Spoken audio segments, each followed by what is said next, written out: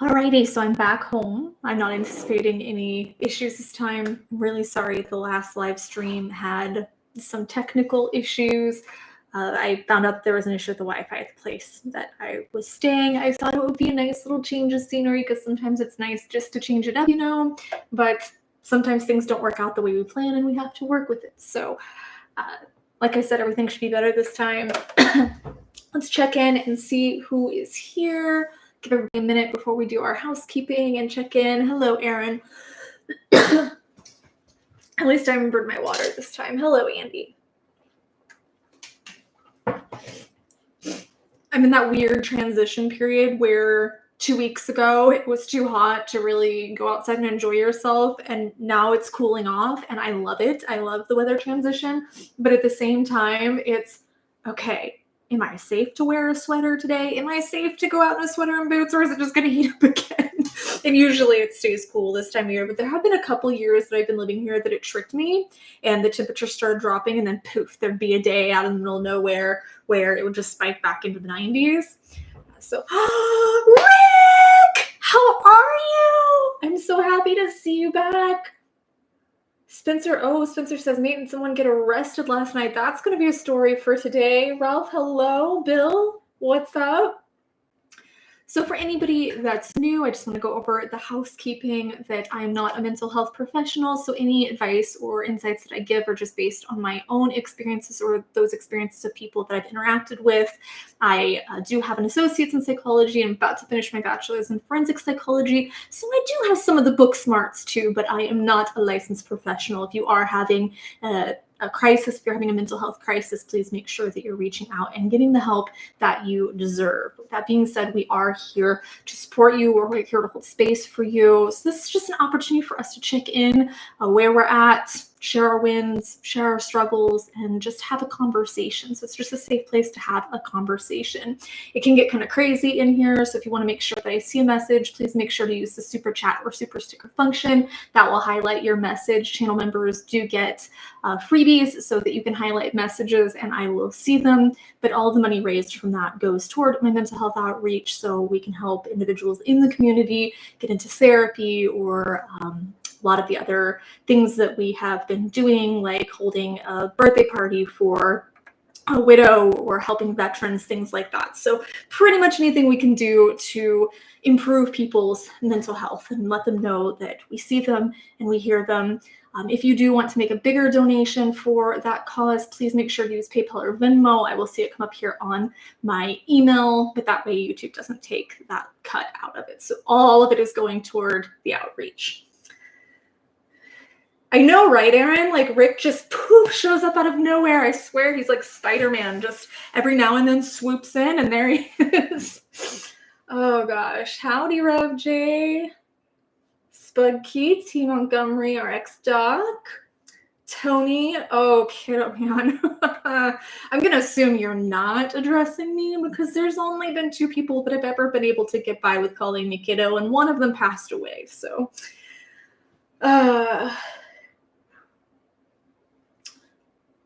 Ray J's mental journey says, my one for this week is that I'm helping launch the Alaskan Avenger. So are we talking about the guy that was arrested, that was convicted for trying to, well, he had a list, from what I remember, he had a list and he was picking off child predators? Is that the Alaskan Avenger we're talking about? Aw, this is from the idiot that gave me a job. Thank you, Rick. So we do have a goal for 250 each stream, and thank you. 5 minutes in and we're already on our way. I can hear myself echoing in the other room.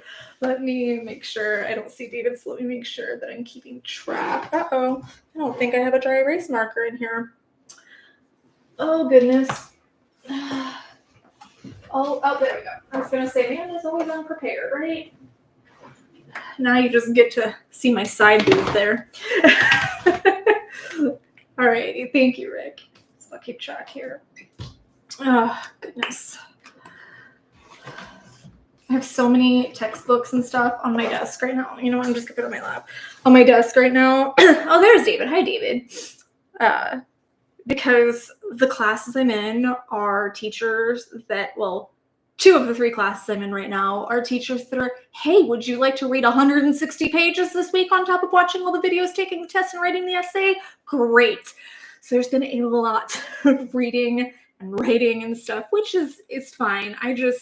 I like the projects. I'm doing a PowerPoint for my death investigations class right now. That's fun. I kind of like writing essays. That's usually pretty fun depending on the topic. Some of them are a bit dry. But when it comes, I love to read. I think I'm at 18 books for this year. My goal is to read 1 leisure book a month. I think I'm at 18 for the year. But a lot of these books are just so unbelievably dry. Like, it's taking stuff. This one specifically is called Fields of Blood, Religion and the History of Violence. It's for this one class that I'm in. And I'm like, how do you take something like torture and violence and make it boring? This is right up Amanda's alley, is reading about stuff like this. How do you make it boring? OT and Glenn has a win. My win for the week is starting to exercise by walking. In 8 days, I have walked a total of 12.34 miles. Awesome. Preliminary snaps for you, my friend. I feel like Mick's going to get in here and yell at me for still not being able to snap. You know what? You have nails and learn to snap, Mick. You have nails. Oh, I'm glad to hear you're doing well, Rick. I don't think that people understand that. They think, oh, well, you have 75,000 subscribers, so you don't think about me. You couldn't possibly be thinking about me. Oh, no, I'm thinking about all of you all the time. Like, my brain has a million tabs open. I'm thinking about all of you all the time and worrying about all of you all the time.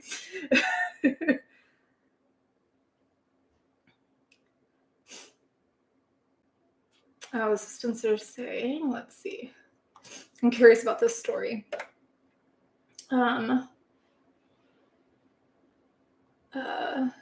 Trying to get through.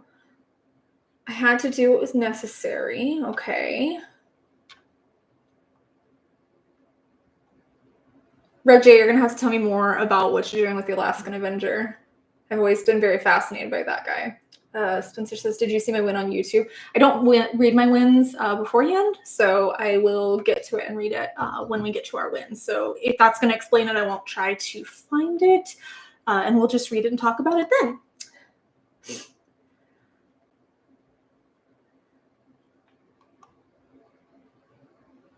RX Stock says, believe it or not, I only had 1 textbook in pharmacy school. The rest of the classes you just printed notes. You know, maybe this is just my opinion, and you're free to disagree with me. That's totally fine.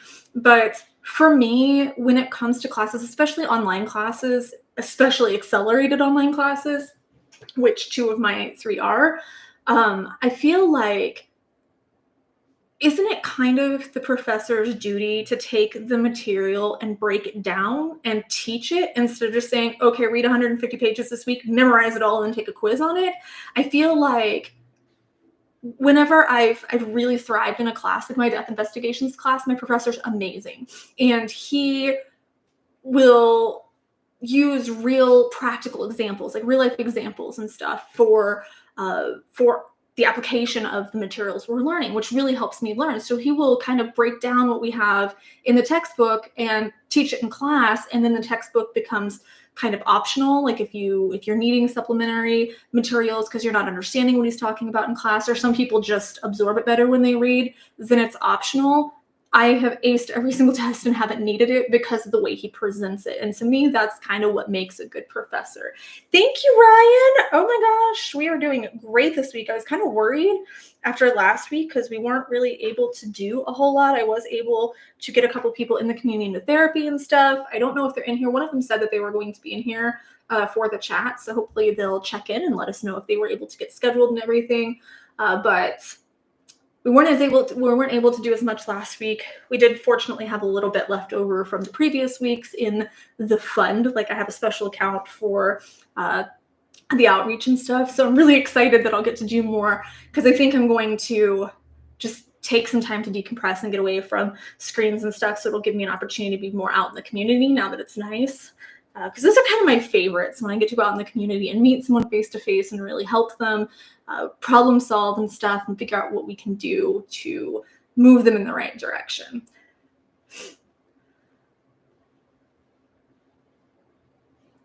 RSF says you do better when you prep for the material, but class should never be a regurgitation of the text. See, a lot of even my more advanced classes, which actually all my classes right now are higher level classes, usually it's, okay, here's the reading material that we're going to go over. I guess it depends on the class, because this one, the reading is different than what they talk about, but his lectures are only about 20 minutes. Most of the stuff is reading, and it drives me nuts because, like I said, I love to read, but I just feel like I don't absorb this, especially right now. In case you guys don't know, I'm still really struggling with insomnia. I meet with the neurologist. I had a sleep study a couple weeks ago. So I meet with the neurologist again tomorrow to go over the results of that, because let me just show you. These are the things, I made a list. These are all the things that I have done to try to work on my sleep, to try to talk to professionals, lifestyle changes, different supplements and stuff that I've tried, or even like Unisom and medications. I don't know. I had one neurologist tell me, well, there's nothing we can do because you have anxiety. So you can't have like an actual neurological problem and anxiety. Those things two can't coexist. Like you can't have sleep apnea and anxiety. Those two things can't coexist. And I tried to explain that it's the insomnia causing the anxiety, not the anxiety causing the insomnia. I've had anxiety my whole life. I've lived with it and learned to manage it pretty well. So it's just very frustrating because I feel like I'm not being heard. And I had one of my primary doctor, one of the just general practitioners that I talked to, but she's my primary doctor. When I told her how bad it was, she just said, well, what do you want me to do? So I've really been struggling with that. And that's probably what's making reading so much harder for me right now. Because yeah, this semester has been really rough just trying to get through it, because insomnia is really starting to kick up and the symptoms are getting worse. So hopefully, fingers crossed, send some positive energy my way that I will get some kind of answers tomorrow. And of course, I'll keep you guys updated. David says, I had to remember perspective. I got delayed over an hour with the highway closed. I was upset. I found out the closure was an accident and death. It is really humbling when we have those reminders that it's, wow, we feel frustrated that we've been inconvenienced, but someone else, obviously, and people that they're related to or the people close to them are having a much worse time than we are, just because we're inconvenienced. Their whole life is falling apart. I was actually talking to Aaron. I was talking to my boyfriend this week about something that happened to me. I was actually feeling really frustrated because I was running a couple minutes late to my caregiving job several years ago. And let me be clear that my boss didn't even care. Like, the woman I caregave for, she didn't care if I was 5-10 minutes late, right? She probably wouldn't even have been awake, because usually I get there and tidy up and everything. So this was totally an in my head thing that I was just, oh my gosh, I'm late, and that makes me unprofessional, and I'm this terrible person, and I'm so irritated, and I'm so frustrated. And the car right ahead of me, it was probably not even a quarter mile ahead, not a quarter mile, it was a few hundred feet ahead of me. The car right ahead of me ended up getting into an accident that turned out to be a fatality. Well, I can't say that with 100% certainty that it turned out to be a fatality, but the guy was thrown from his car, and I'm pretty sure I was the last thing he saw, because he hit the concrete wall. And when I got out to check on him, of course, called emergency services, and I got out and everything to see if there was anything I could do. And I went over, and this freaks me out, but I remember him kind of, and he looked at me and then went limp. And I couldn't find any information to check up on to see what had happened, because I didn't get his name or anything, and the first responders wouldn't give me any information. I don't know if they had actually got it, but I gave them my statement and they let me go. And I couldn't find anything, but I'm 99.9% sure it was a fatality. The guy had been thrown from the car. The car was crumpled completely, and he just couldn't move or anything. Went totally unresponsive. So I just remember thinking, wow, that could have been me. Or there were people who got sick and didn't go into work at the Twin Towers the day of 9/11. And of course, they're at home, oh my gosh, I'm sick, I'm missing work, only to find out, hey, me missing work today saved me, or me being late for work might have saved me. What if that would have been me in that accident? So perspective is huge when looking at these things. Tony, thank you. Tony says, a good friend of mine lost her mom a week ago tomorrow to dementia, and she's fighting hard. Advice to help, please. She's a really good friend, and it's a different feel than my brother's. So you're asking for advice on how to help her how to be present for her, because I think the best thing for me when I lost my parents, or really any of the losses that I've gone through, was just having someone that I could babble to, that I could ramble to, that I could share those memories with, that I could talk about, that did have my back, that maybe would bring me meals. God, that was huge when people would bring me meals or offer practical help instead of just, well, if you need somebody to talk to, there's that aspect. But if you can, just offering practical help, because in that time of grief, people do not have the energy to be trying to figure out, okay, what do I eat? What do I do? How do I keep up with my house? If she has kids, and maybe offering to take care of the kids for a couple of hours, just to let her get some rest. The thing that I always offer, or that I actually have a stack of them that I will give to people, to my friends and stuff when they lose somebody, is a memory journal. And that really helped me with my mom, was I just started writing down every single thing I can remember, even if it was just a passing conversation or what lotion she wore or whatever. I just started writing down all of these things because it was my way, my tangible way of keeping her memory alive. So when I could write down that memory, it's okay, I'm not going to lose that, because that's a big fear when somebody passes away, is we're going to forget them. And it really reassured me that I wasn't going to forget those memories. So as soon as possible, just start writing down everything. That also gives them something to do, gives them a way to start processing that loss, to honor their loved one. That's the big thing for me, is finding a way to honor them, finding a way to remember them. Preaching says, Amanda, my neurologist just retired. I have no recommendations, non-VA. I gave up on the VA doctors. You're not the only one that said that. I hear that frequently. RX Doc says, my sleep doctor told me they couldn't give me sleep meds until I was getting 6 hours of sleep a night. If I got 6 hours of sleep a night, I wouldn't need sleep meds. When I did the test, originally they told me you have to sleep for 4 consecutive hours to get it to work.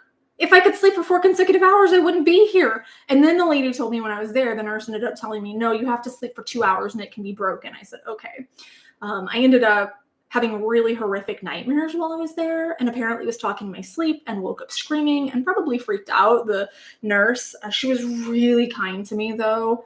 She was very, very patient, because, like I said, I woke up from the night terrors. I woke up and had to go to the bathroom several times. She was very, very patient, but that's like saying I'm having erectile dysfunction, but you have to get an erection for me to be able to examine you. What? It's just so stupid. Gosh. T. Montgomery says, insomnia sucks. Back in the day while I was in college, I once got up, went to class, etc., only to wake up about 4 p.m. at the edge of my bed, one shoe half off. I'd finally fallen asleep while getting ready. Man, I would welcome that right now. Because it's really, the symptoms are starting to get more physical, and it's really scary.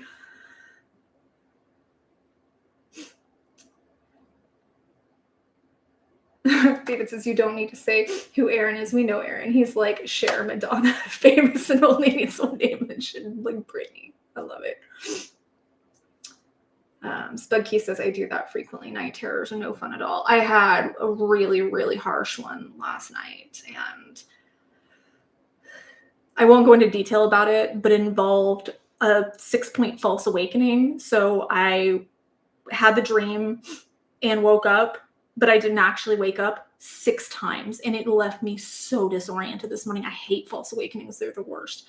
And I had it happen 6 times consecutively, and I haven't had anything like that happen in a long time. I don't know if I've ever had that many, but it was really frightening and disorienting to keep wondering, okay, am I actually awake this time? And fortunately, this particular one wasn't, I wasn't waking up in my room. I was waking up at a different place, I was like at a dog house that I was allegedly sitting at. So I kept waking up at the same location, but it wasn't in my bed, because that's really scary. I've had that happen where you dream that you wake up and you start going around, or you start talking to the person, if you sleep with someone, and then you realize that none of that ever happened. Yeah, that's super creepy too. And I've had both happen.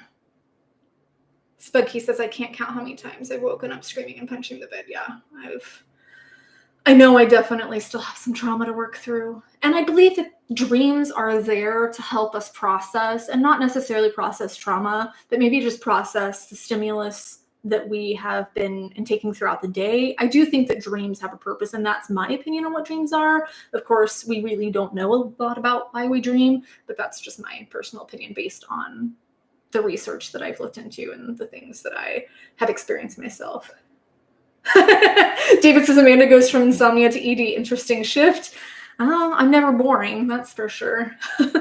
I promise you all, I can't say that I will always say the right thing. I can't say that I will always produce the best content in the world, but I can promise you, you will never be bored if you subscribe to this channel. T. Montgomery says night terrors aren't dreams. I know, if I made it sound like that, I'm sorry. This was a specifically different thing, so I'm sorry that I didn't explicitly say that. But no, night terrors, mine, I'll wake up and I'll be like screaming and thrashing and swinging and stuff.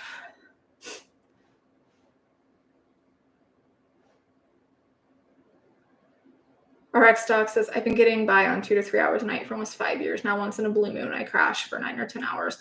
Yeah, I don't know the last time I've slept 8 hours through the night, and I've tried absolutely everything. I probably average 2 hours, maybe 3. Amanda's content is never flaccid.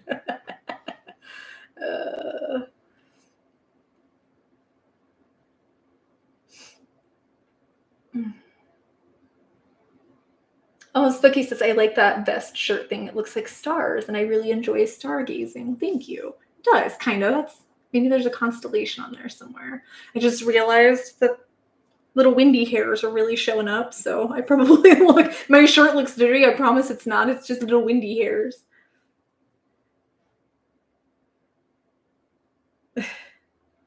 Oh, I almost forgot. Let's do our good news story. So this one actually ties into, oh no, Edward says, you don't change clocks. I'm going to miss. I had planned to be home in an hour for the stream. Sorry, tell everyone I send my best. So Edward is sending his love. I will try not to beat him too hard later when he watches the replay of it. But Edward's sending his love to everyone. Just saw that as I was opening my phone to read the good news story.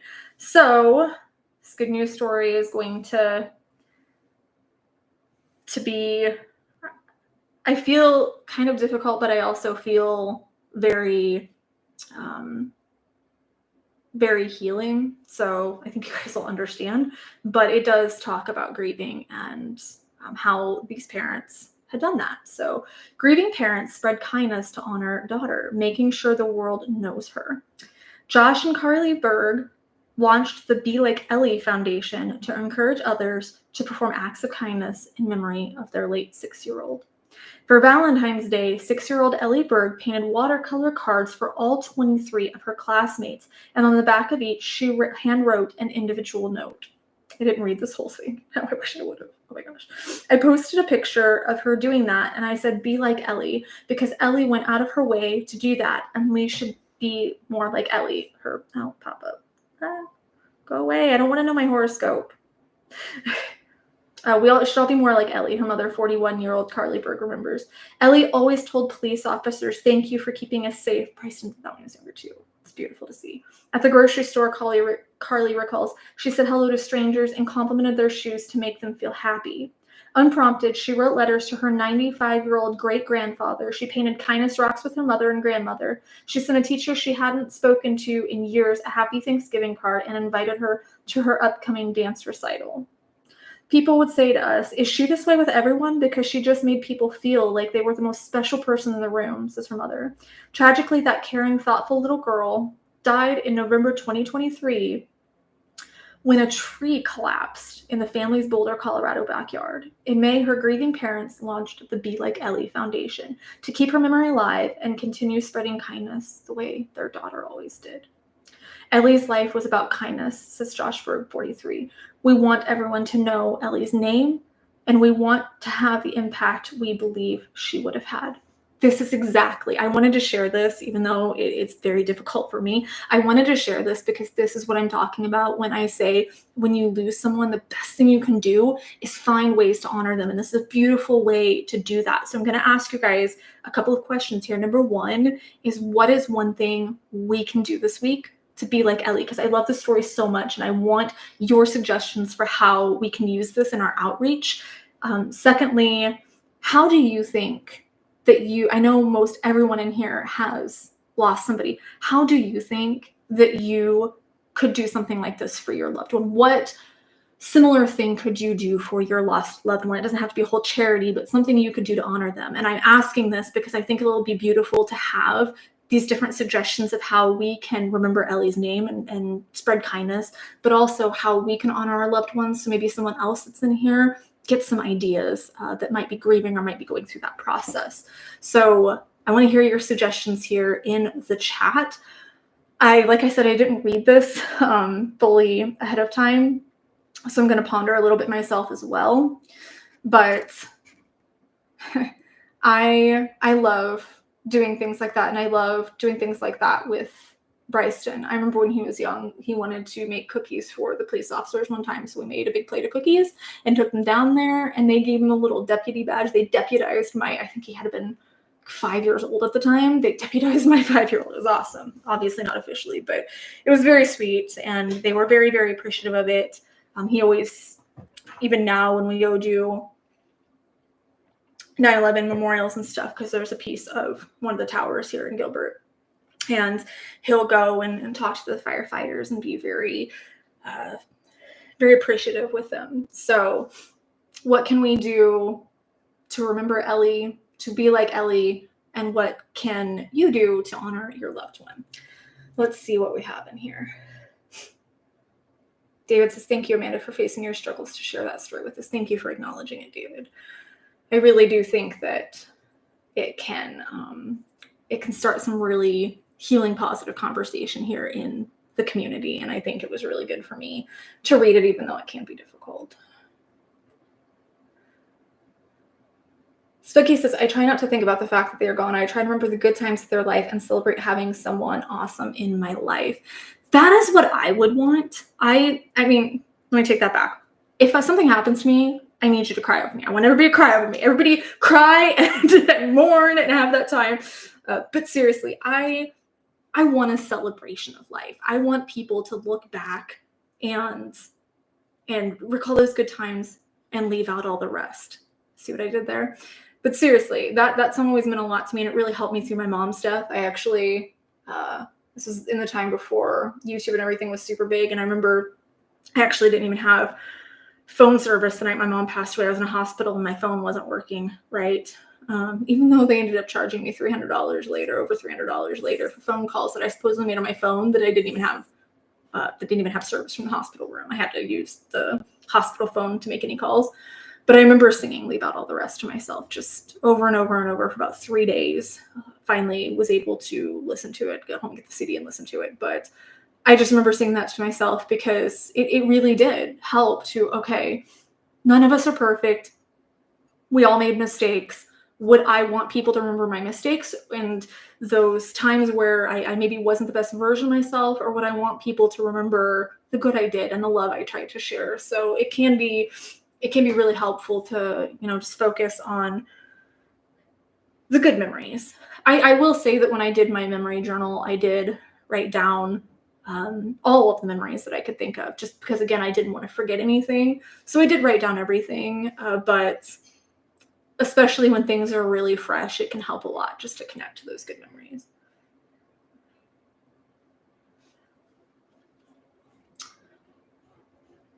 RX Stock says, I've never been able to grieve for those I've lost. I don't feel anything.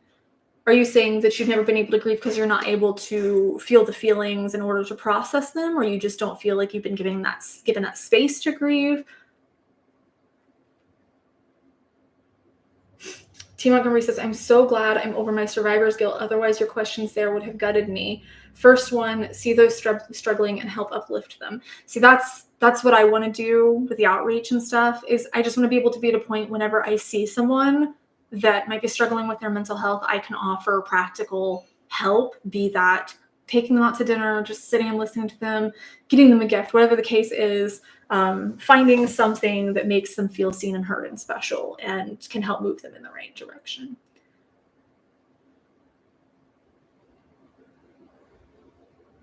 Rev J's mental journey says, for Ellie, I'm working to help protect the children. I really still am curious. I don't know if I missed a message about how you're interacting with the Alaskan Avenger, but I'm still curious. Specky says, I don't want people to cry for me when I'm gone. I want them to laugh and trade silly stories about me from when I was alive. I was kind of being a little facetious that I don't want people to feel like they can't cry, first and foremost. Like, if my partner or my best friend or my son does not cry for me, I think that's kind of strange, that the people that are really close to you don't have that space to go through that. So I suppose in some way, the thought of the people that are really close to me crying is, okay, I really connected with that person closely enough that they're having this emotional reaction. I think that's totally normal, like in the first few days, and it's totally fine if you don't. Some people just don't cry, and that's fine if they just don't feel like they need to.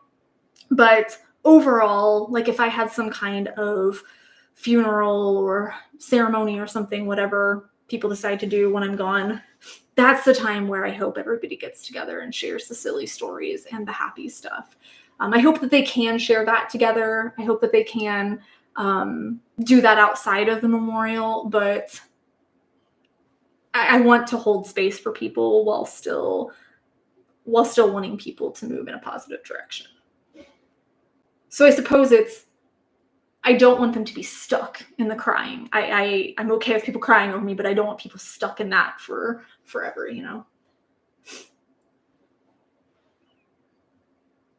David says, I tell stories about them, like my grandmother who sewed a button onto the shoulder of her coat to keep her purse from slipping off. That's brilliant, actually. She was creative and always thinking. That is super brilliant.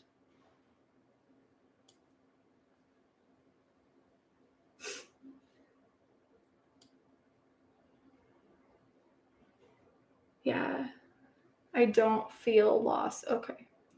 And, I feel like some people, I knew someone who his grandmother that he was just very, very close to passed away, and he just didn't really feel anything. He loved her, but he just didn't go through a grief process. And I knew him for a long time, and it wasn't like he didn't have people that would allow him to do that. He just didn't seem like he needed to. And of course, I can't be in his head, but I feel like I would never want that expectation to be there. I feel like some people put pressure on people to grieve in a certain way, like you need to be crying over them, you need to feel this way, when it's, as long as it's not hurting you, as long as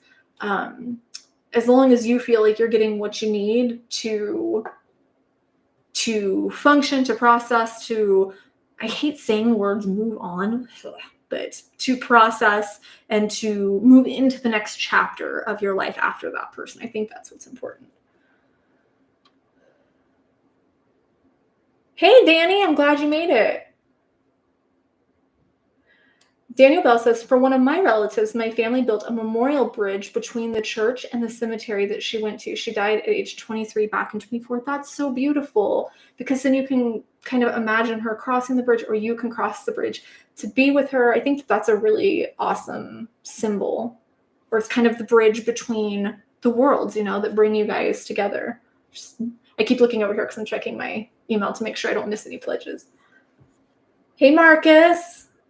Other than being really tired, I'm good. Are you asking me what brand my water bottle is, Spencer? I have no idea. It is not a Stanley, I'll tell you that.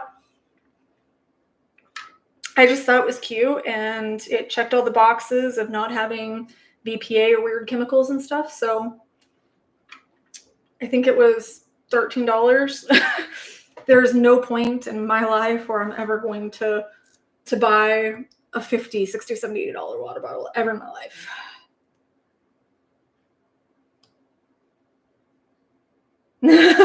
David says, for Amanda, I will tell Novella cry for you. I can't go on without Amanda. It's just too hard for me. I love freaking soap operas. I just was watching my soap opera earlier today because I didn't get a chance to watch it during the week. Where a poet says, I've always thought of it, especially with my late grandmother, as a sense of her spirit speaking through me with some of the things that I say from time to time. Yes, yes, yes. Like part of her is still here. Yes. I feel that way with my parents too, whether it's sharing a bit of their wisdom or whether it's just kind of tapping into their energy and thinking, okay, what would they have done? What would they have said? I absolutely do that too. So excellent advice.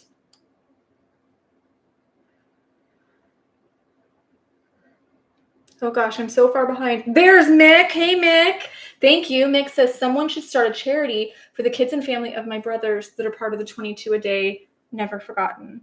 Are there really no charities? Oh, for the kids and family.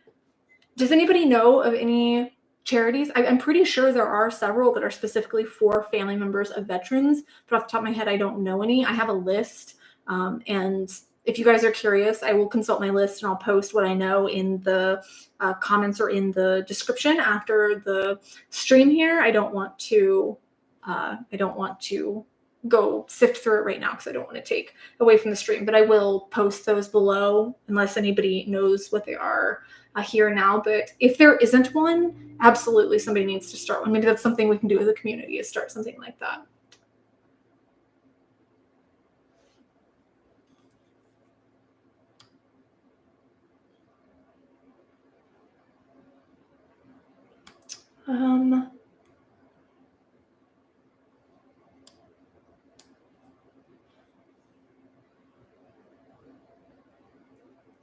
Danny, my thing kind of went blip and moved, so I didn't get to, I was in the middle of reading a comment and it moved. Oh well.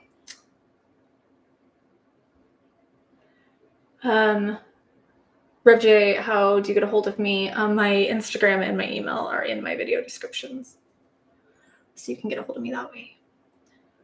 Tony says we make memorial plaques for families at Silvahala Project. Is that something similar to what you're getting at?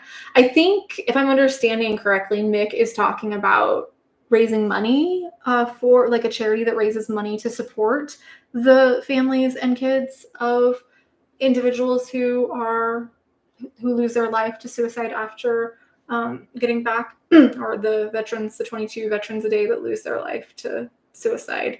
I think he's talking about financial support for the families. Correct me if I'm wrong, Nick.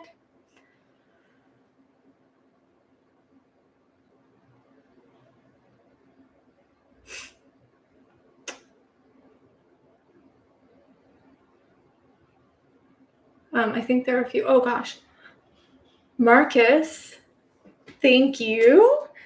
We're doing way better this week. It makes me feel good. Sometimes I get kind of anxious because I'm going, oh, I love doing the outreach so much. And I get sad when we have slower weeks and I can't go out and do as much. Marcus says, please keep us in East Tennessee and North Carolina in your prayers. We're still struggling to cope.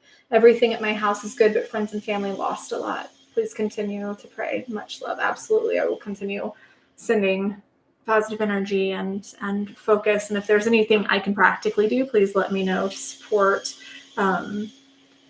those over on the East Coast. I've been in one natural disaster I had to evacuate. It was the Rodeo Chesky fire here in Arizona. And it was a very strange experience because we couldn't be in a shelter. My dad was on oxygen at the time and had a lot of health issues. So we had to get a hotel, and I don't remember which charity, but some charity had helped us. I was only 16 or 17, I think, when it happened. And they helped us pay for part of a hotel room. And we had my dad's iguana and stuff too. So it was really difficult to make sure that he had all the accommodations he needed. But I will never forget, we had a police officer neighbor, and he got on TV, we saw him on the news say, I lost my home, I lost everything. And that is one of the few times I remember seeing my dad break down and cry. My dad was a 6'2" ex-professional wrestler. He was undercover for a while, former military, and he broke down and sobbed because that cop that was our neighbor, he's a couple houses down from us, said that he lost everything. Now, come to find out, we didn't know he had another house. And he was talking about the other house that he had, and our house ended up being fine, but we didn't know that for days. We didn't know that for quite some time. We were evacuated for several weeks in the hotel, and it was just such a surreal experience having to go through that. And I'm so grateful that my home and my family and my things were okay in the end, but it was a really weird experience to go through.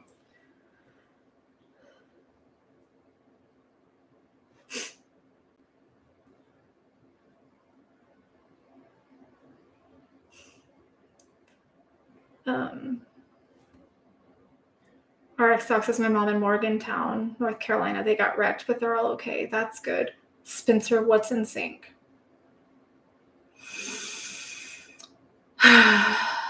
David, just ban him. There's no hope for him. Just ban him from the channel. You're just going to have to delete him. And then we're going to have to hunt him down Jay and Silent Bob style. T. Montgomery, you're a doofus.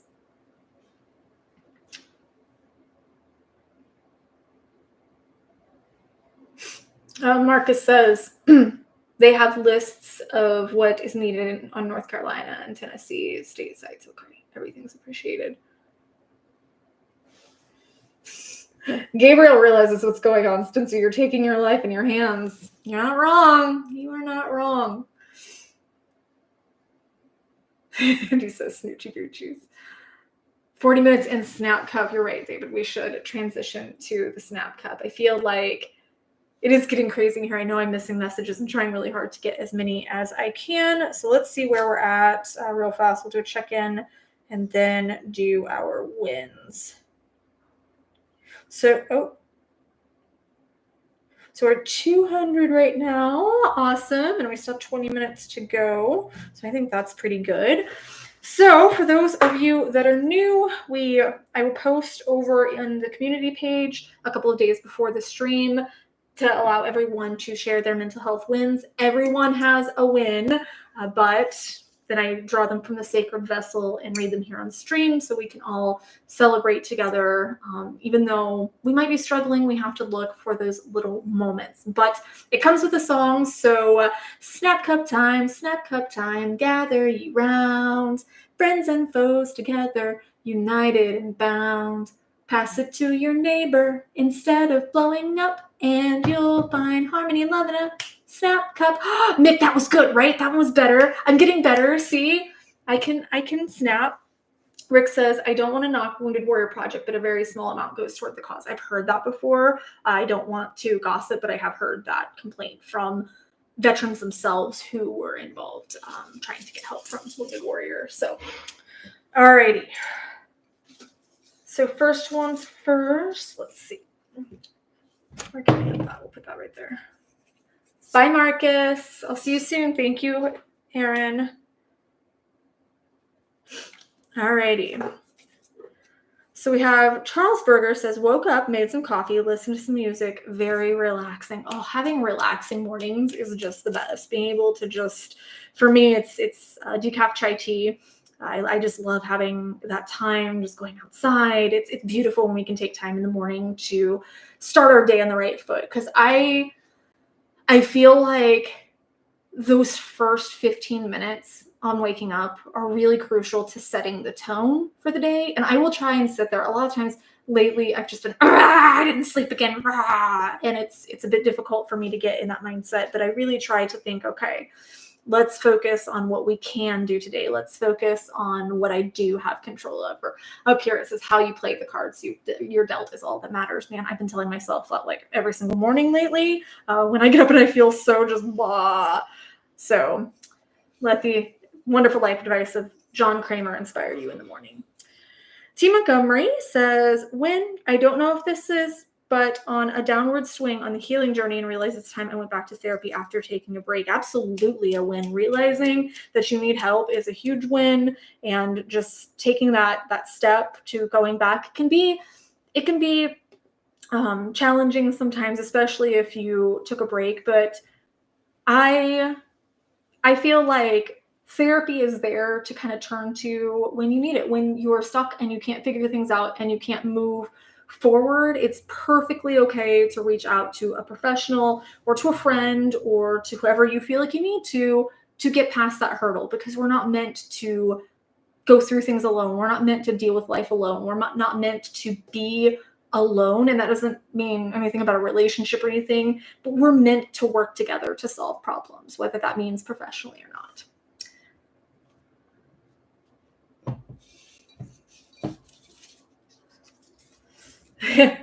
What? Spencer says, Aaron, I think you need to be guy. Oh, Aaron needs to come in and sing the song. I think if we get enough pledges, Aaron might come in and sing the Snap Cup song. I think he's been practicing secretly. The legend that is Aaron Butler, I am worthy. Thanks for meeting. Oh, that's sweet.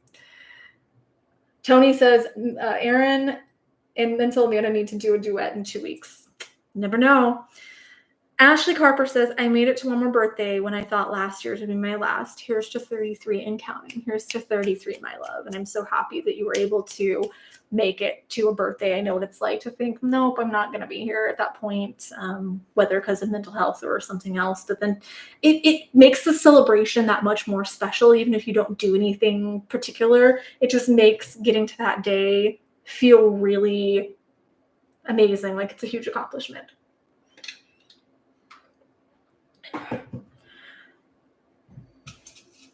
And happy late birthday.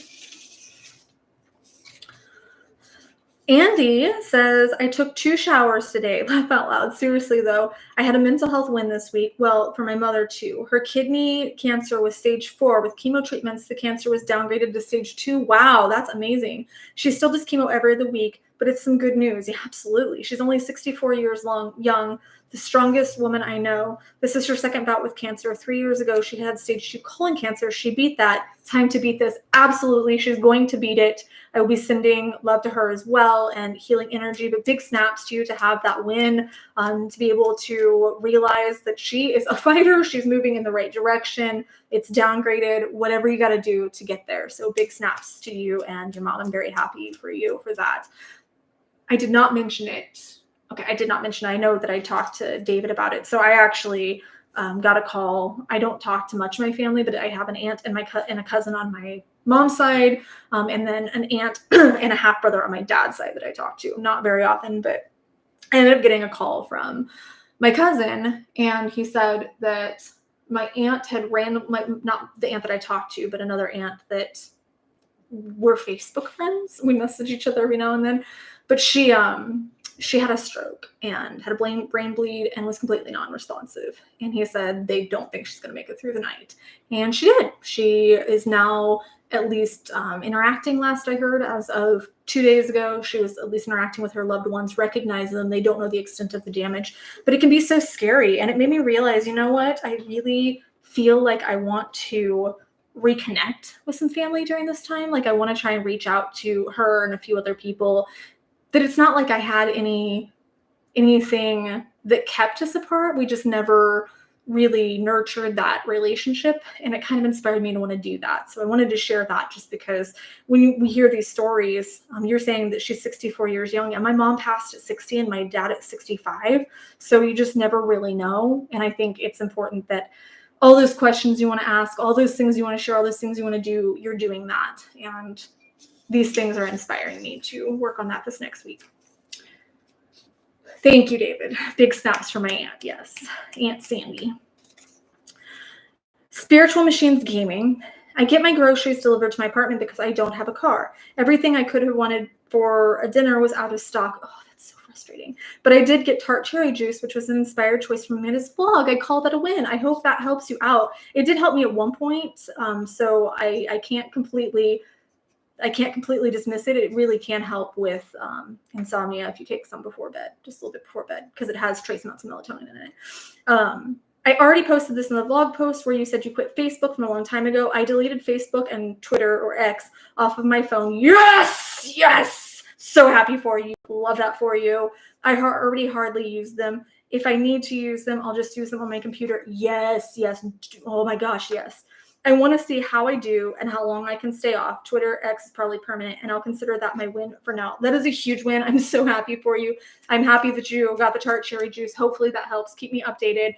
And I am so happy. Every time I hear about somebody quitting social media right now, it's just the biggest snap ever, because I keep mine alive because I know that some people contact me through Instagram, but I now at this point, I'll check it every couple of days for messages. But at this point, I really only post on Wednesdays because I blocked my feed. I figured out that they did an update for the feed blocker thing that I have as a browser extension.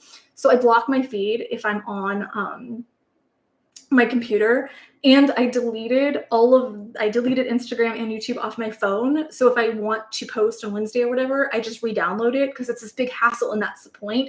I don't want to be on it. I don't want to be on social media. I just want it to die. I just want social media to die.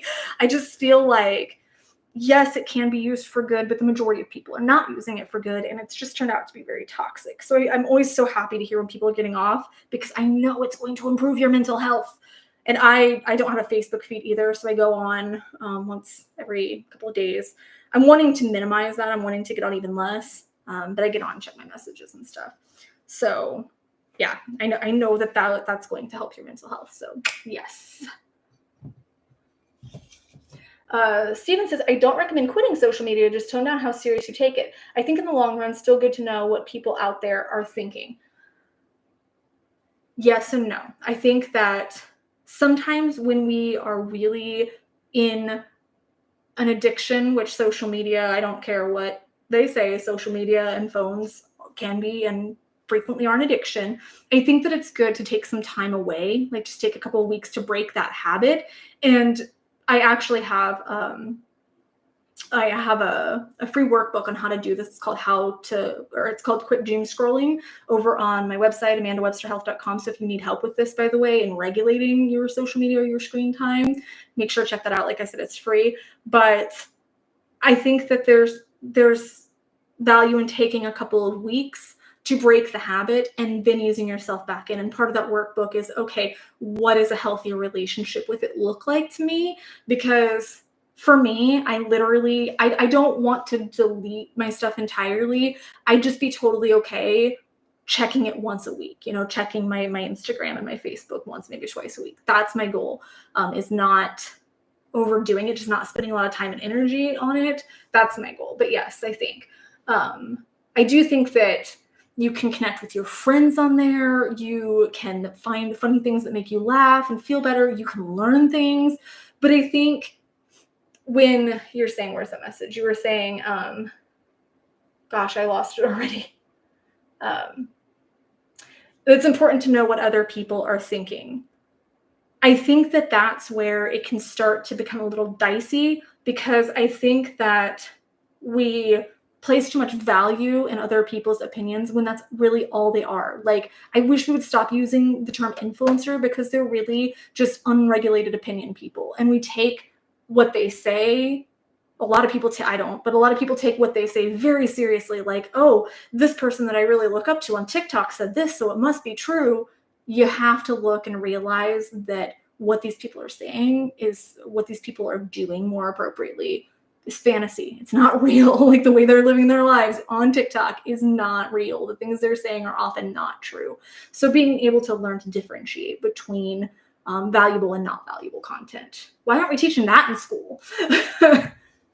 Oh, wait. David's talking about the bear trap. What did I miss? Oh, oh gosh.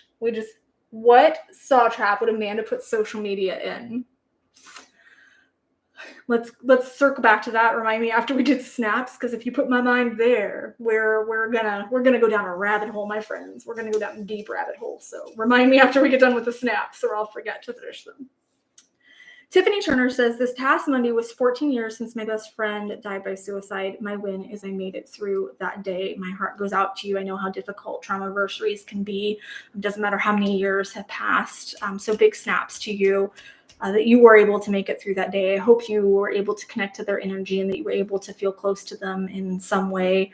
I hope that they in some way find peace and you find strength, or found peace and you in some way find strength to continue getting through this, because I don't think the traumaniversaries ever really get easier. I know with the anniversary of my parents passing, it's still a day that feels very heavy to me. I try to just do what I need to do, whether it's cry or celebrate or honor or whatever. I just try and hold space for my feelings. But I'm so happy you made it through that day. Big snaps to you, Tiffany. Hello, worst nightmare. I love it. I'm doing pretty good. Believe me, you're not my worst nightmare. Warrior Poets, I made it through October. That entire month was rough. Between money being very, very low and this overall feeling of no one really listening to me and just not being heard, I'm just glad that month is over. And now to re-roll the dice for November, I'm glad that you made it through the month. I'm glad that it's over for you. I hope that you are able to stabilize financially and that you feel more heard. Obviously, you can always reach out to us. I hope that I've been present. I hope that I'm not in that lump there, but I hope that you can feel more heard as November plays out. So here's to November being better for you. Happy late birthday, Steve.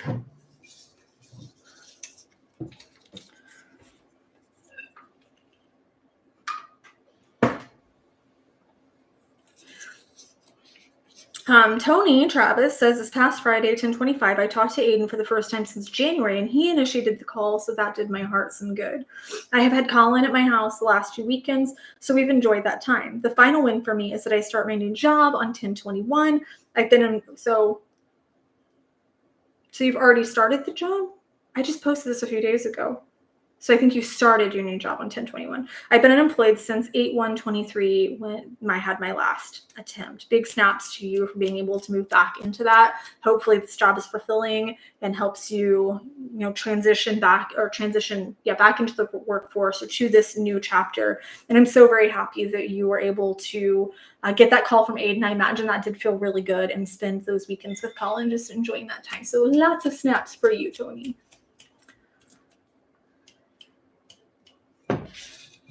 Sometimes I feel like my snapper's broken.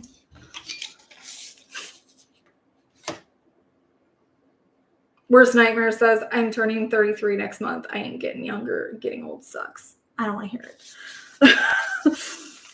it. In our home video says, I shared somewhat in his win, but he did the hard yards. I'm not sure who he is. I don't see anything else here. So I'm not sure who he is. We're going to read this regardless. He suffered from bipolar disorder since about 15 years ago. A string of psychiatrists kept him dependent on stronger and stronger sedative drugs. I got him to come play tennis every fortnight, and we talked out our issues of the week over pretzels afterward. After a year of this genuine friend zone therapy, he dropped all the drugs and psych visits and took on his own rehab program, yoga, reading positive mindset books, only natural health foods, new social contacts, and after a few years, he wrote an autobiography. That was published earlier this year, and he's been able to put that difficult life phase behind him now. I'm not sure who we're talking about, but that is really amazing. I do think that there is a lot of value in that. I'm actually going to be doing kind of an at-home self-retreat here in the next couple of weeks, because I'm just kind of thinking maybe I need a mental reset. Maybe that's what's going on in my brain. I'm kind of getting a little desperate when it comes to the sleep, but I also think that I need a hard reset. So I'm going to be doing something like that as well, because I just don't think that I'm going to find value in therapy right now. So I think that going that route, to be clear, I have talked to several therapists in the last year about anxiety and insomnia and stuff. But in this particular situation, I'm at the point where I don't think that they're going to be able to offer me anything else. So I'm going to go this route. So I love that. I love that inspiration that they were able to put that behind them. And that's what I talk about in my happiness boost course. That's how I got past being suicidal and being on that ledge, was a lot of lifestyle changes. And my course outlines exactly the changes that I implemented to bring me to a much healthier place. And I am fully capable of admitting that sometimes we fall back into struggles or fall into different struggles. And I am struggling right now, but now I know, okay, these are different things that I can do and different skills I can try, and I'm going to figure it out. I have to figure it out somehow. So I have some level of experience when it comes to this. So I'm not sure what we're talking about, but I'm very happy for them. Thank you for sharing that.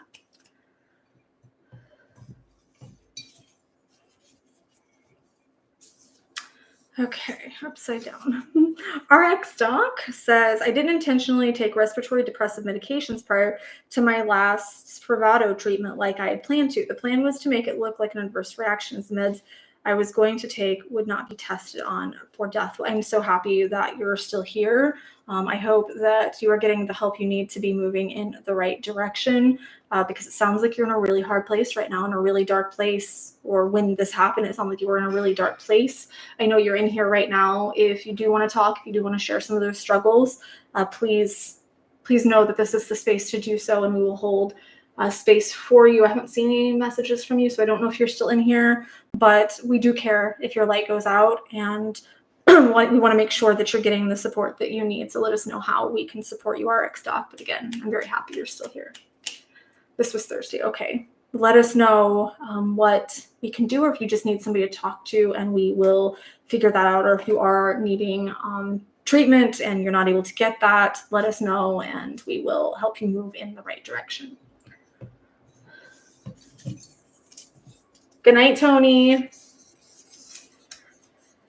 Brian Barron says, well, weighed myself this morning, and I'm proud to say that I'm 211 pounds. I feel like it's been a long road from 273 to 211. Still have work to do. I am very proud of you that you're feeling better, that you are moving in a direction toward being the healthiest version of yourself. And I'm very proud that you have stuck with this.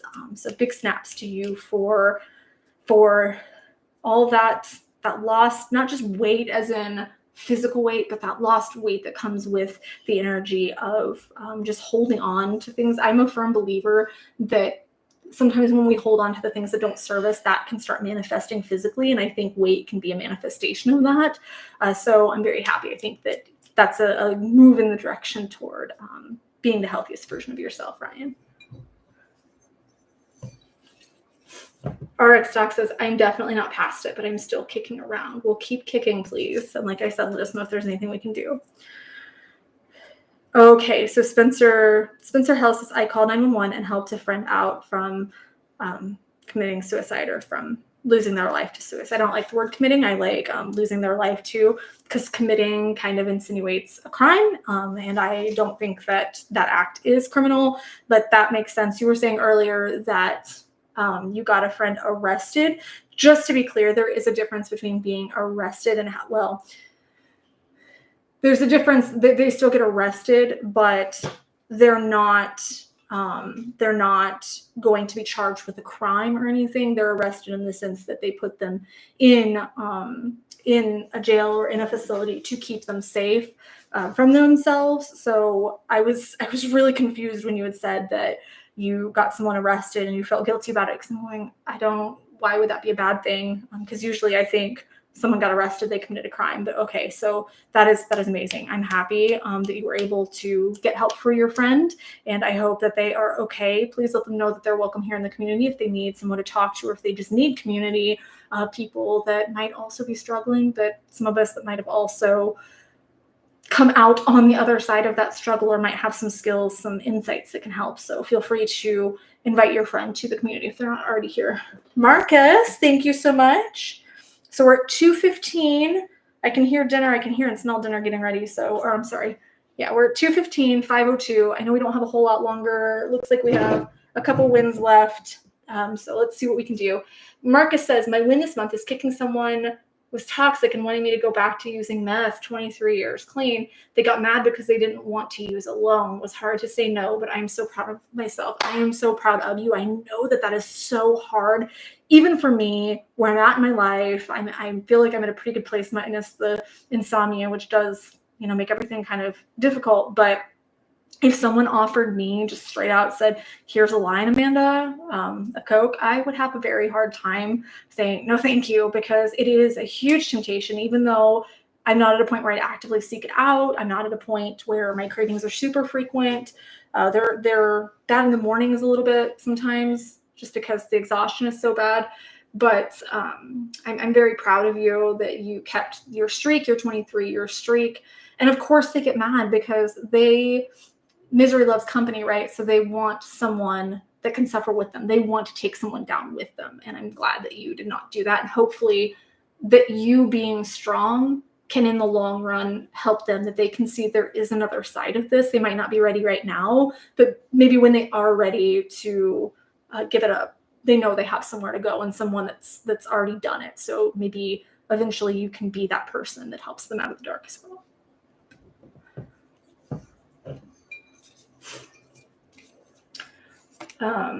Let's see. RX Sock says, thank you, Rick. I don't always make the stream, but I need to be here this week. I'm glad that we were able to be here for you and that you were able to make it.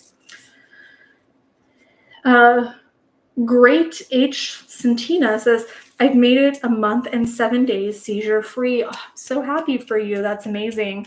I've always felt like that's something that must be very terrifying. I've never experienced a full seizure, but that must be something very terrifying to experience. So I hope that whatever you're doing is something that you're able to sustain and keep with that, so you don't have more. Oh, I'm glad you're feeling the love tonight, Rev J. Oh, we need to be singing The Lion King now. Okay, let's move that over there. Last snap. Jake Smith says, I got my flu shot and COVID shot on the same day. I haven't felt any effects from each of the shots, so that is a good thing. That is a good thing that you're not feeling any effects. So I'm glad that you did not have any effects from that and that you can feel confident in your decision and not have to wallow around, feeling sick or feeling gross. Marcus said, I always worried if I would be strong enough. If it was in front of me and I declined, I made sure they were okay, but told them I couldn't have them in my life anymore. That's a very hard decision to make. And I've had to cut people out of my life, either because I knew that they knew where to get it, or that they had supplied it in the past, or that they just wouldn't be conducive to my mental health. And it is very difficult, especially for us people pleasers that want to help everyone. I have a savior complex, or a messiah complex, not a savior complex. I have a messiah complex. I just want to save and help everyone all the time. So when I see somebody that's throwing their life away like that, or that's struggling like that, that's in that darkness, I just want to save them. And the perfect time to segue back into the SAW conversation. You can't help them. They have to help themselves. There are certain situations where you can throw out the life raft, but if they're not ready, if they don't want to take that, they're not going to. You can't help them. They have to help themselves. And man, I'm telling you, I live on SAW quotes, because that's another one of those things. David's actually texted this to me before when Aaron too, when I've really been in that place where we lost somebody in the community, or I feel like there's someone in the community that I want to help, but they're not listening, whatever the case is, I have to think of that frequently. You can't help them. They have to help themselves. So what was the question, David? Coming back to the whole SAW thing, making that transition back. The question was, what trap would I put social media into? That's such a good question. I think the first one that comes to mind is, I think, okay, so the trap has to be relevant to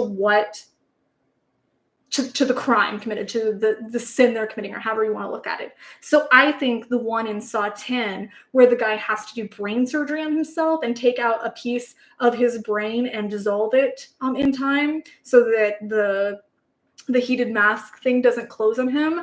That one, because it's rotting the brains of our youth. It's rotting people's brains. So it has to rot its own brain in order to get free. That's the trap I would use on social media.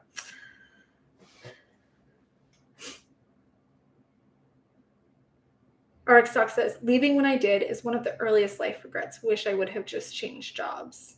Military, I think you guys are talking about. David says, great choice. Aaron says, in case we're breaking up Becky. I think it's Dina. I think her name is Dina or something stupid like that. I remember she has this really, really dumb name. There's this one. I don't even remember which one that's in, because I remember the first 3 and then 10. That one. So there's these 2 guys that are on either end of a saw, and then like a table saw, and then there's a girl that's suspended above it, right? And they either have to let her die or kill the other person. Well, come to find out, she's playing them both. And at some point, it's like one of the worst lines in cinema history. The guy's just, I guess we're breaking up Dina or Becky or whatever her name is. And it's just so cringe. It's just so bad, but it's funny. It's just like comedy relief in the middle of this torture movie. But yeah, that one just always makes me laugh. Daniel Bell says, somehow I haven't seen the Saw movies, and your last name is the same as Jigsaw's in real life. His name's Tobin Bell. That'd be funny if you guys were related. Andy says, I said the rack from Saw 3. Oh man, that's like the worst of all of them in my head. It's just, God, that would be so awful. Dr. Mike did a video for Halloween that was him reacting. Dr. reacts to Saw traps. Just listening to him. So twisting your spine is not how that should work. Just hearing him just stumble over it, you can see the light leave his eyes. And if you want to watch that video, it is censored. They do censor out all the gore. It's about 10 minutes. It's hysterical. It's like one of the funniest videos I've watched. Just, he goes, that's incompatible with life. I'm like, no shit, Sherlock. How much did you pay for your medical degree to know that? Oh, gosh. Ryan A says, still didn't see The Crow, but saw Killer Clowns from Outer Space. I have never seen that. I think James covered that over on Dead Meat on the kill count, but I didn't watch it because I just thought it would be really a bit out there for me. No pun intended, outer space. I just figured it would be out there. I watched the original Crow, but I don't remember a lot about it. Igor says, hello, Amanda. I also struggle with depression and social anxiety. Welcome to the community, Igor. David says, I'm sad they redid The Crow. I'm sad they redid a lot of things. But yeah, The Crow's up there. I just feel like that was a movie that didn't really necessitate being redone. But then again, I knew this was going to be my lifetime and I was regretting it. They're redoing the Harry Potters for an HBO, I think it's HBO, an HBO series. And I feel like it's kind of too soon. I feel like they're doing reboots and remakes and whatever way too soon these days. I feel like they don't even let the body cool before they're trying to reboot things. I think the only time that it's really appropriate to reboot things like that is if your first effort just horribly failed, or if we've made such great strides in the special effects and stuff that something more can be brought to the table. Like, I would really like to see a good remake of Clash of the Titans. I'd really like to see an adaptation of Wizard of Oz based on the book, not the original movie. There's plenty of things that I think could be remade or redone and could bring something new to the table. But what the hell did the new Crow bring to the table? I mean, I haven't watched it, but did it bring anything to the table?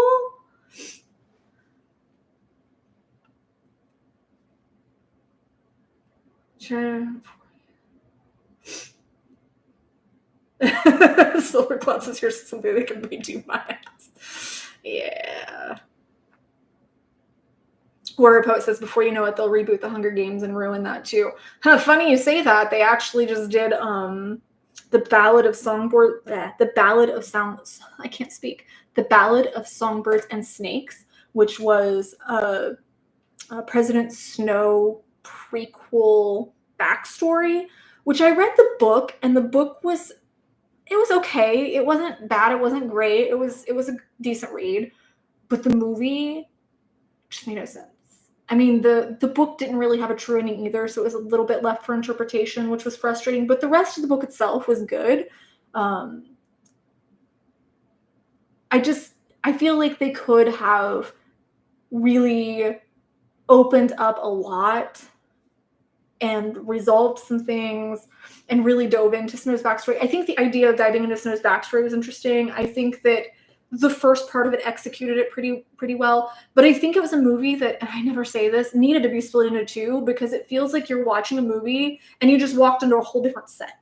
It feels like they were making this movie and then just switched to a whole entire different story, and it was very jarring, and then it had no resolution. So the second half of the movie was just okay, I guess that happened, and now we don't even get any resolution for it. So it was really the movie was really disappointing. The book was lackluster.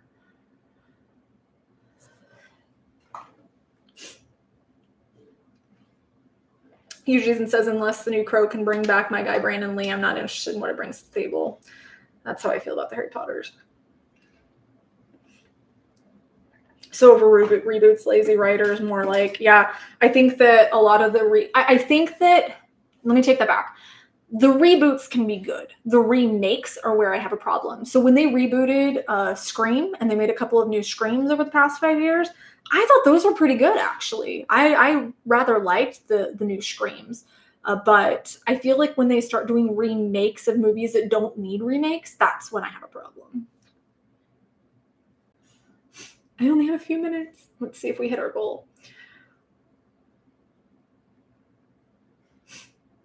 Warrior posts, I gotta tell you something another time on Instagram, TV related, that blew my mind. It involves the guy who played Howard Hamilton in Better Call Saul. Ooh, I like trivia over the shows I enjoy.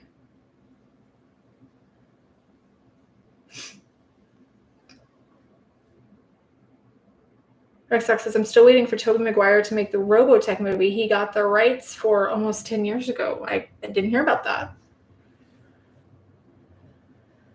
Whatever is cooking smells really, really good right now. I just want you to know that, Aaron, if you can hear me right now, food smells really good.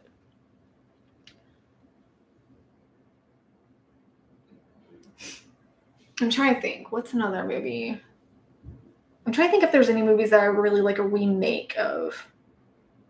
I don't think so. I think the only thing that bothers me more than the reboots are the live action Disney movies. Like, God, that is such a desperate cash grab. It's such an obvious cash grab where you're not even putting in effort. You're just practically, like, The Lion King was copied scene for scene from what I understand, that they didn't even really change anything about it. At least that movie that doesn't exist, that shall not be named, where Will Smith played a character he never should have played in that movie that doesn't exist. At least they changed the story a little bit, I guess. So they were trying to bring something different to the table. They failed miserably at it, but at least they were trying to change up something about it. It was just so bad. Thank you, Steve. Oh, we made it. We made it. So we're at 3:15. Thank you so much. Doing a good job. Keep it up. I hope you get more views over time. Actually, I think I just hit, let's see. I know I hit 75,000 subscribers, but I just hit a view thing too. Where is it? I just hit some kind of, I think it was 10 million. I think I hit 10 million views. So I think I did hit some kind of benchmark for views too. But I'm not seeing it here in my email. That's weird. Maybe I deleted it? I didn't think I did. I usually keep the big ones like that. But yeah, I think we just hit 10 million views. So that's pretty awesome. And 75,000 subscribers. Thank you so much. Warrior Post says, I'll always be mad that they made a Borderlands film. I knew as soon as they announced it that it would not be a good idea. Aaron, didn't you go see Borderlands? I don't remember if you said it was good or not. Toolshed says, there's so many movies that have been remade. You've Got Mail with Tom Hanks as a remake of Shop Around the Corner with Jimmy Stewart. I didn't know that. Anyone remember Brewster's Millions with Richard Pryor? No, but does anyone remember The Toy with Richard Pryor? Because I actually talked to the actor that played the little boy on The Toy when I went to RewindCon back in 2016, and I met, that was where I checked Chris Kirkpatrick off my list of Meeting in Sync members and stopped him from getting in a fist fight. So that was great. I stopped Chris Kirkpatrick from probably getting arrested, but I talked to the little boy from the Richard Pryor movie, The Toy. And he said that they had gotten a bunch of really big names, like really big names, Whitney Houston, all of these big names, to be in a Toy 2. I don't remember what he said the plot of it was, but they had come up with a script and they came up with a bunch of really huge names for a Toy 2. And all of these actors, get this, were willing to do it. I don't remember. I wish I could remember other really big names because there were a lot of big names. But I said Whitney Houston. I didn't mean Whitney Houston. I meant, my God. I'll think of it in a minute. The African-American woman, not Oprah. I'll think of it in a minute of the really famous African-American woman actress's name. But Whoopi Goldberg. Sorry, Whoopi Goldberg. That's who I was looking for, Whoopi Goldberg. So there's all these big names that offer to be in it for free to raise money for Richard Pryor because he was sick and dying and needed support. And Hollywood wouldn't greenlight it. So they had a freaking huge cast of actors. Hollywood wouldn't greenlight it because they wanted to use it to raise money for Richard Pryor. What? That broke my heart because that could have had a really good sequel. I loved the toy growing up. Aaron says Borderlands movie was awful. It's such a shame because the Borderlands franchise is top 3 for me. Okay, that's what I thought. Oh, Edward checked in. Hey, Edward. Glad you can make it at least for a minute. I ran over a little bit just for you, just so we could re-sing the Snap Cup song. Ah. Marcus says, hubba love Who Framed Roger Rabbit. I have never watched Who Framed Roger Rabbit. I remember it being very popular when I was a kid. Eugene says, Richard Pryor's from my hometown. I knew his son. That's cool. Never. There are so many classic movies, Silver Cloud, that I've never seen. Like most of the classic movies from the 80s. I think I finally watched Breakfast Club, actually. But Pretty in Pink, all those, I've never watched those. I've never watched a lot of TV shows that people always try to push, like Game of Thrones and what's the zombie one? Walking Dead. I haven't watched a lot of shows and movies that most people really try to push toward me. I'm very specific. Okay. I have to be getting off here. Dinner is about ready. I'm starving. Thank you guys so much for helping me meet our goal. I'm excited on what we can do in the next couple weeks. And like I said, I think I'm going to be taking kind of some time off screens in the next month or so. So hopefully I will be able, not hopefully, I will be able to go out into the community and connect with some people. And that's my favorite part of this. So thank you for that. Thank you for not thinking that I'm crazy for whatever I've said. I'm what I've said during this. I'm tired. So thank you for not thinking I'm crazy. I love you guys so much. I'm sorry you couldn't catch more of it, Edward. Hopefully you'll be able to catch it next time. I understand the time change thing is weird. I'm glad we don't change times. I really want to stay when I move out of Arizona. I want to stay in a state that doesn't because I hate the whole time change thing. But Edward says we're all crazy. Oh man, that just makes me think of the original Scream. We all go crazy sometimes. But I love you guys so much, and I will see you soon. Mwah.